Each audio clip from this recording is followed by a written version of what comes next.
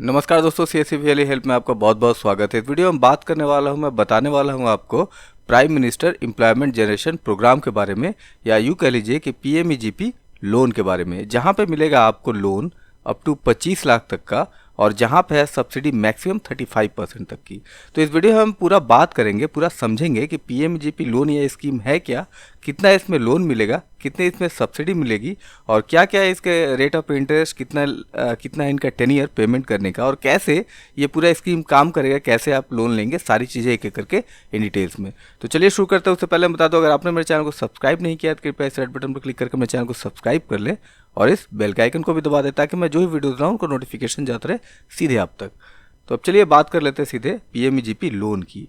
तो जहाँ तक बात है लोन की, जैसे ही नाम आता है वैसे ही अपने को लगता है कि भैया कितना मिलेगा, अमाउंट क्या होगा मैक्सिमम। तो इसे हम समझ लेते हैं। अगर आपका सर्विस सेक्टर है तो वहाँ पे 10 लाख तक का लोन मिलेगा मैक्सिमम। अगर आपका मैन्युफैक्चरिंग सेक्टर है तो वहाँ पे 25 लाख तक का लोन मिलेगा। मैन्युफैक्चरिंग सेक्टर वो होता है जहाँ पे आप कुछ ना कुछ बनाते हैं, चाहे सुई बनाए, तलवार बनाए, नूडल्स बनाए, बिस्किट बनाए, अगरबत्ती बनाए, प्लास्टिक बोतल बनाए, जो मन करे वो बनाए, उसे मैन्युफैक्चरिंग सेक्टर हो गया।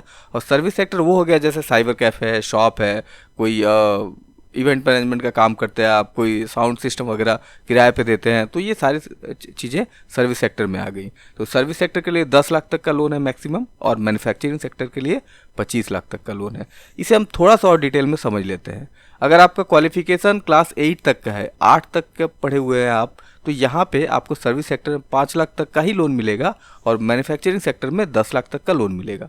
लेकिन वहीं आपकी क्वालिफिकेशन 8 क्लास से ऊपर है, यानी 10th पास है, 12th पास है, ग्रेजुएट है, तो इस कंडीशन में आपको सर्विस सेक्टर के लिए 10 लाख तक का लोन मिलेगा और मैन्युफैक्चरिंग सेक्टर में 25 लाख तक के लोन के लिए आप अप्लाई कर सकते हैं। अब यहाँ पे बात कर लेते हैं कौन कौन से इसमें माइलस्टोन है। ठीक है, तो लोन जो है, लोन अमाउंट कितना होगा, जैसे मान लीजिए आपने 10 लाख तक का प्रोजेक्ट बनाया, ठीक है, तो यहाँ पे बैंक लोन जो होगा 90 to 95% आपके प्रोजेक्ट अमाउंट का बैंक लोन होगा, और इंटरेस्ट लगेगा उस पर लगभग 11 से 12% तक का, ये वेरी करेगा। और रीपेमेंट मोड आप चूज़ कर सकते हैं 3 साल से 7 साल तक का। मतलब आपने पैसा लिया है तो वापस से पेमेंट करना है। अब करना है तो कितने दिनों में करना है, ये आप जब प्रोजेक्ट रिपोर्ट जमा करेंगे तब आपको सेट कर देना पड़ेगा। और आपकी एज जो है 18 साल से ऊपर होनी चाहिए लोन लेने के लिए। ठीक है, अब समझ लेते हैं यहाँ पे कि 90 to 95% बैंक लोन है, ये किन के लिए है। तो यहाँ पे सबसे पहले हम समझ लेते हैं बेनिफिशियरी कंट्रीब्यूशन क्या है।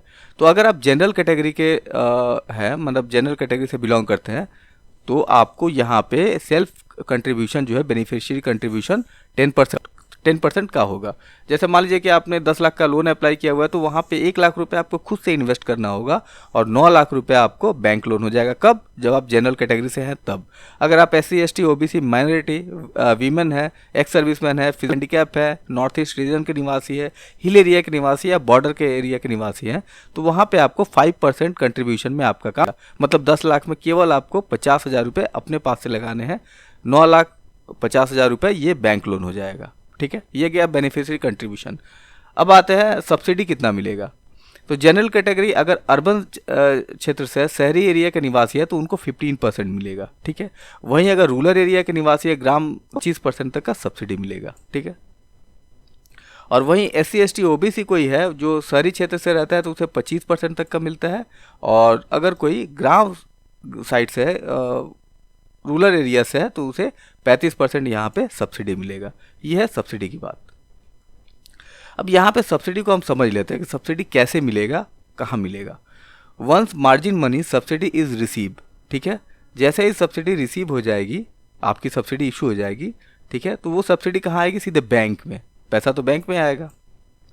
In favour of Loni with in 24 hours it should be kept on term deposit. तो जैसे ही आपका सब्सिडी बैंक पर रिसीव हो गई, 24 घंटे के अंदर वो TDR में कन्वर्ट हो जाएगी। ठीक है, जो 3 साल के लिए लॉकिंग पीरियड में ब्रांच में जमा रहेगा। ठीक है, क्लियर है। अब यहाँ पे उस जो 1.5 लाख रुपया सब्सिडी मिली है आपको, जो भी अमाउंट आप है वो TDR के हिसाब से जमा रहेगा, लेकिन आपको उस पर कोई इंटरेस्ट नहीं मिलेगा, और नहीं जो 1.5 लाख तक का लोन अमाउंट जो आपने लिया हुआ है वहाँ से 1.5 लाख में आपको कोई इंटरेस्ट नहीं देना है। इसे हम थोड़ा सा डिटेल में समझ लेते हैं। मान लीजिए कि आपका प्रोजेक्ट कॉस्ट 10 लाख रुपए का है और आप शहरी क्षेत्र के निवासी हैं, अनरिजर्व कैटेगरी के, तो इस कंडीशन में आपका सेल्फ कंट्रीब्यूशन कितना होगा, बेनिफिशियरी कंट्रीब्यूशन 1 लाख का हो जाएगा यहाँ पे, और लोन मिलेगा कितना, 9 लाख रुपए का, ठीक है। और यहाँ पे मार्जिन मनी यानी सब्सिडी कितने की हो गई आपकी, 1.5 लाख रुपए की आपकी सब्सिडी हो गई, ठीक है।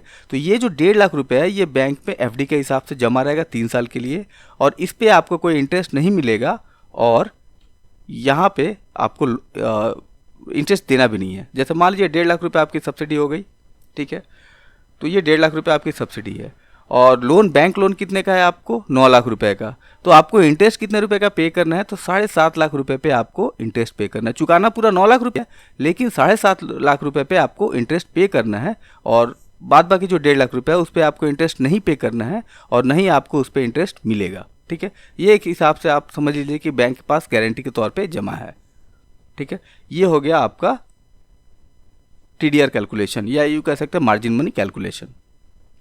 अब बात कर लेते हैं किन किन स्कीमों में आपको इसमें लोन मिलेगा, ठीक है। तो यहाँ पे कुछ सेलेक्टेड कैटेगरीज है जिन पे आपको लोन मिलेगा। उसके लिए हम सीधे चलते हैं अपने KVIC का वेबसाइट पे। सबसे पहले एक वेबसाइट आपको ओपन करना पड़ेगा जिसका URL है kvic.gov.in, kviconline.gov.in, ठीक है। ये वेबसाइट आपको ओपन कर लेना है। इस तरह से वेबसाइट आपको ओपन होगा। यहाँ पे सबसे पहले ऑप्शन PMEGP आपको दिख जाता है, उस पर आपको जाना पड़ेगा, ठीक है। फिर PMEGP ई पोर्टल पे जाना है आपको। लेफ्ट हैंड साइड पे यहाँ पे आपको मिल जाएगा डाउनलोड मॉडल प्रोजेक्ट रिपोर्ट, ठीक है।